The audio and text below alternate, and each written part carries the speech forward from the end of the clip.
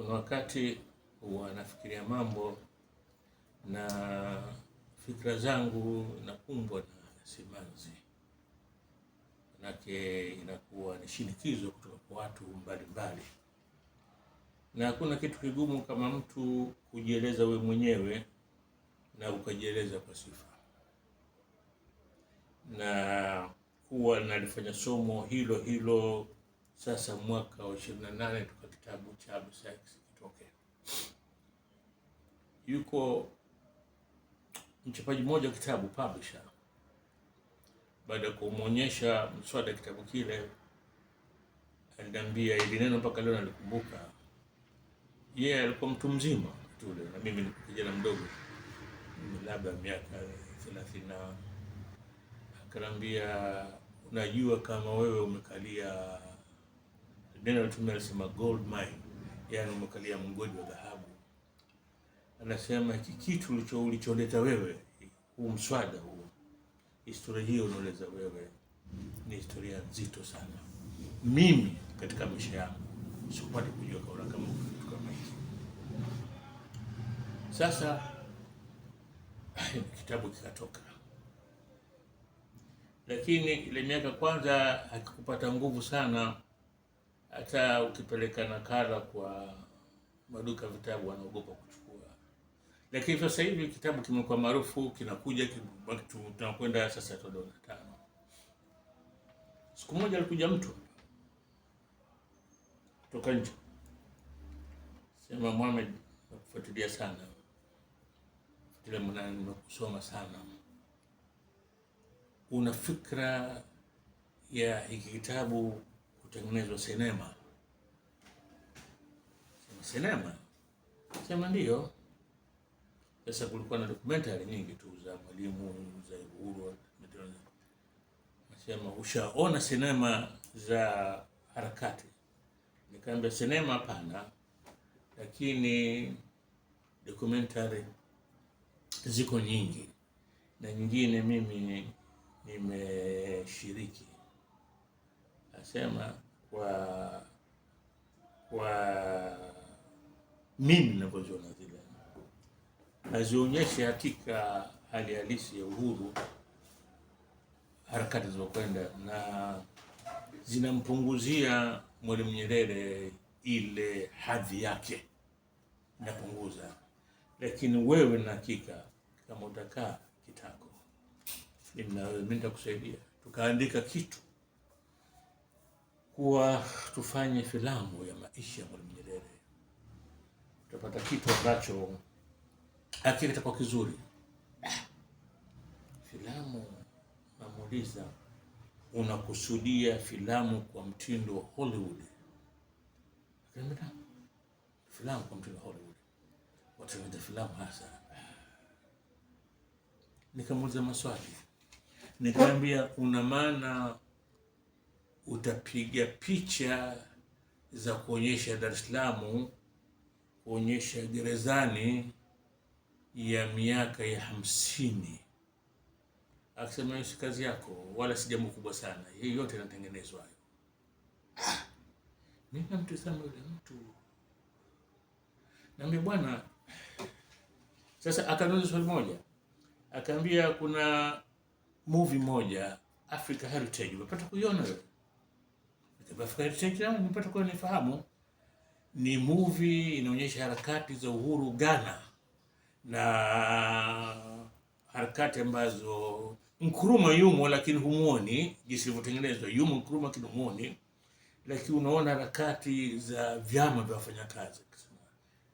Kwanza mimi umenishangaza kumwambia hii sinema wewe umeiona. Nikamwambia, mimi napenda sinema hii. Nikamwambia, hii sinema mimi niliona Nairobi Cinema katika miaka 80.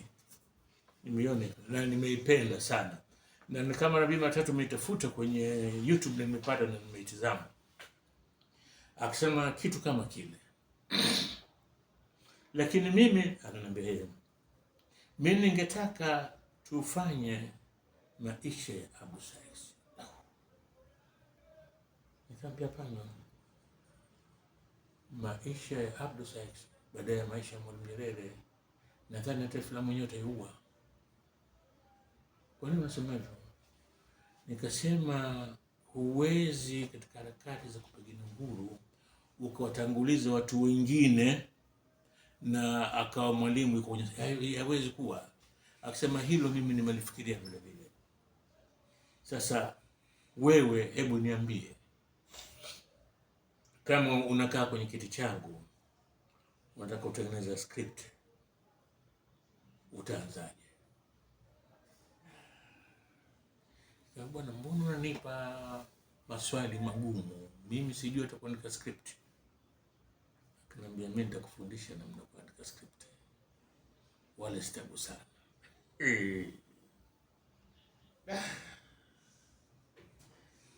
Nikasema hii kitu gani hii?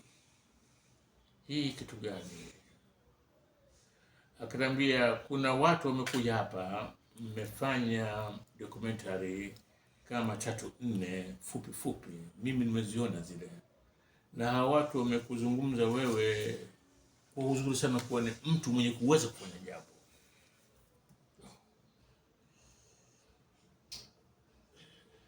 Sijui labda kama ningelikuwa kijana zaidi jambo kama hili lingenifurahisha, lakini mimi niliona kama mtu ananitia mzigo mzito. Nikamuuliza, kwani wewe mwenyewe huwezi kufanya hii? Akisema bila wewe haliwezekani. Bila wewe haliwezekani. Wewe unajua mengi, na kuna scenes kama mimi nitakuuliza wewe una hadithi na una hadithi naziona, lakini tutapokaa kutengeneza script itakuwa kama vile unavyozungumza. Tutakuwa mimi nakuelekeza tufanye nini ili yule mtazamaji wa sinema aone kama vile jambo linatokea leo. Basi leo nimezungumza hili, ndio nikasema kuwa nazungumza kwa majonzi, kwa sababu nahisi kama kuna mtu ananibebesha mzigo mzito ambao sio. Ikanijia maneno alikuwa akiniambia babangu Alisaki, anasema, Mohamed, wewe Mungu amekupa kipaji kikubwa, lakini nadhani hukijui.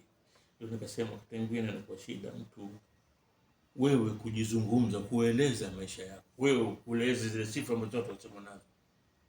Hata Mungu ndio anaandika vizuri.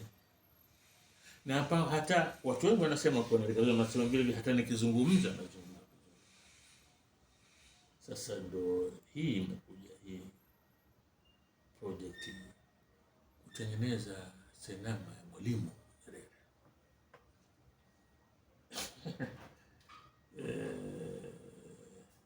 Nimwambia bwana nisubiri, ni jambo nataka kufikiria, na ni muda mrefu wa kila kinipigia nimwambia subiri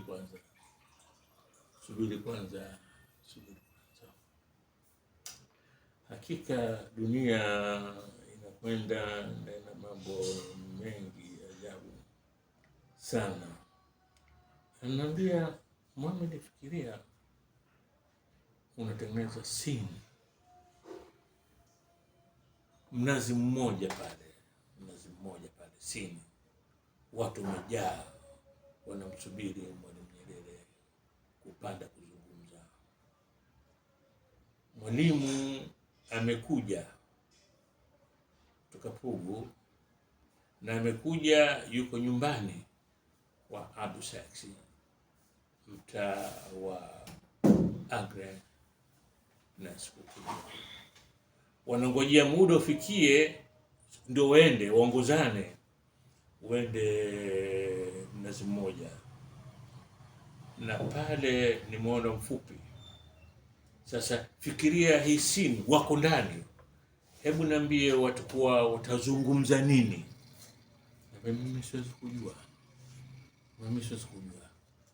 Akasema basi katika kutengeneza sinema kuna mambo mengi sana mtu unatumia akili yako, kwa watakuwa wanazungumza kitu gani, mkutano mkubwa unasubiri. Chukulia kuwa ule mkutano ni kuwa Mwalimu kutoka Umoja wa Mataifa na Abdu Dosa na wanaharakati wengine wameshiriki katika kufanya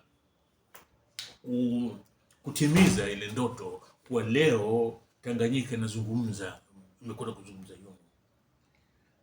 Na hii filamu hii tukitengeneza, na hii filamu tukutengeneza ile project, na hakika hata kama tutataka pesa kwenye serikali watatoa. Akaniuliza, umeshawahi kuona sinema za namna hii?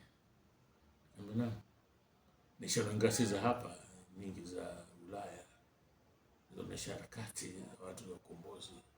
Nishasoma vitabu vingi, nishaona movie ya Gandhi.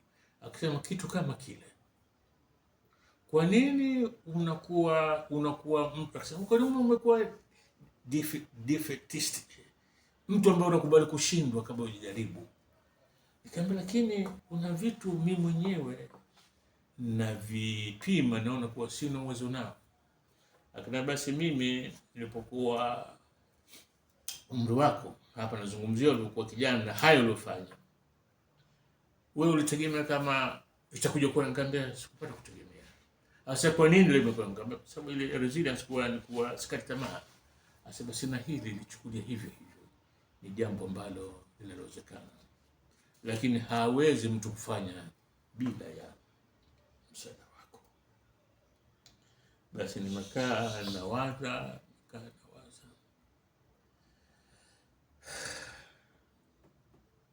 ni jambo zito. Akanambia kuwa nimeona video yako moja huko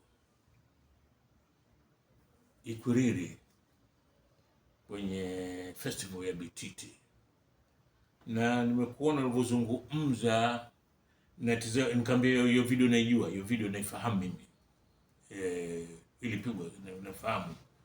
Asema umeona wale watu waliokuwa watu wa serikali waliokuwa kwenye jukwaa walivyokuwa umewachukua kwa kueleza. Asema nimeona mimi mtu mmoja asiye vile. Akisema basi akanipa kisa cha huyu mdudu mwenye miguu mingi, huyu nani anaitwa nani, Tandu, miguu mingi. Anasema Tandu mdogo alimwambia mamake, nitatembeaje? Akamwambia mwanangu, tembea, utatembea. Maki miguu imekuwa mingi. Anasema ndio wewe. Basi hili jambo lilikuwa kutwa nzima nimekaa leo na sijui kwa nini. Na akanambia kitu kimoja. Akasema Mohamed, jifunze kuwasikiliza watu wenye kujua na kufuata ushauri wao. Nikamwambia hilo bwana, mimi niliwahi kufundishwa zamani na mwalimu wangu Profesa Emmanuel Kili Mabavu. Alikuwa anasema darasani, mimi naweza kufundisheni kila kitu hapa, kusomesheni elimu yote kwenye vitabu, lakini huko mtakapotoka kwenye maisha, basi na nyinyi mtumie akili zenu. Assalamu alaikum warahmatullahi wabarakatuh.